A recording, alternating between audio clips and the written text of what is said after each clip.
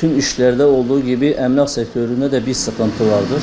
Bu sıkıntının ana sebepleri ortamda bir belirsizliğin olması, doların ikide bir inip çıkması, yapılan hükümet cenahından veya dış mihrak şer odaklarının yaptığı açıklamalardan bölgede bir huzursuzluğun olması, Orta Doğu'da veya özellikle de bölgemizde bir huzursuz bir ortamın oluşundan dolayı millet rahat değildir. Rahat olmadığı için de sermayesini emlağa yatıramıyor.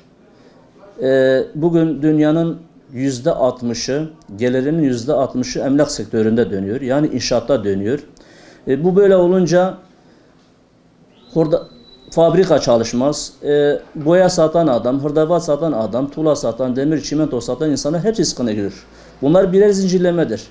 Eğer emlak sektöründe bir canlılık olmadığı zaman ister istemez bu durgunluk bütün esnafa da yansımaktadır. Onun için bizim buradan istediğimiz özellikle şehirlerdeki havamanyanın kaldırılması, şehir merkezindeki eski mahallelerdeki arsaların yüzdelik oranı artırılması, artık kat sayısının artırılmasıdır. Bugün bir mahalleye giriyorsun, normalde bir arsada bir bina yapamıyorsun. Arsanın azlığında veya işte konulan kotadan, yani yüzdelerin düşüşünden dolayı. Artık bir bakıyorsun ana cadde üzerinde 5-6 katı bir arka parseline verdiği kat sayısı 3. Bu olunca da millet eski mahallelere gidemiyor ve bu şekilde bir durgunluk söz konusudur. Yeni yerleşim yerlerinde de ister istemez havamani meselesi vardır. Ya da millet uzak yerde ev yapmak istemiyor. Bu şekilde bir sıkıntı var şu anda. Bu sıkıntıların giderilmesi evvela huzurlu bir ortamın oluşmasıdır. Halkın yani bir huzurun olacağından emin olmasıdır. Eğer bu huzurdan emin olursa, inanır mısınız insanlar parasını, sermayesini emlağa yatırır. Arsaya da yatırır, eve de yatırır. O şekilde emlak sektörü de bir canlı kazanır. Yalnız bu huzursuz ortam, bu belirsiz ortam sürdüğü müddetçe ister istemez bu sıkıntılar devam edecektir.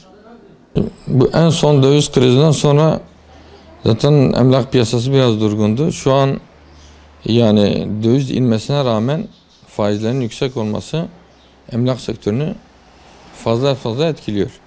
Yani çok durgun geçiyor.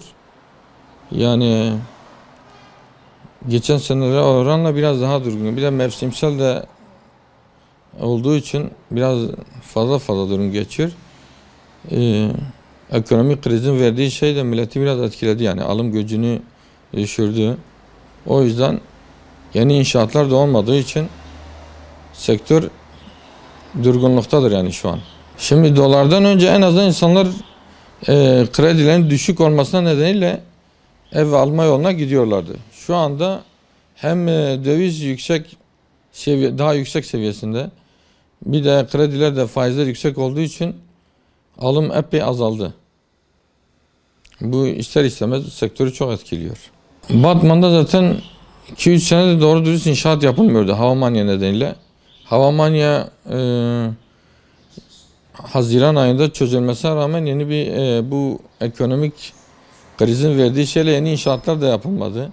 Yani sektör şu an epey durgun yani. Bütün bölgede canlılık yok. Batı'da da zaten aynı o şey devam ediyor.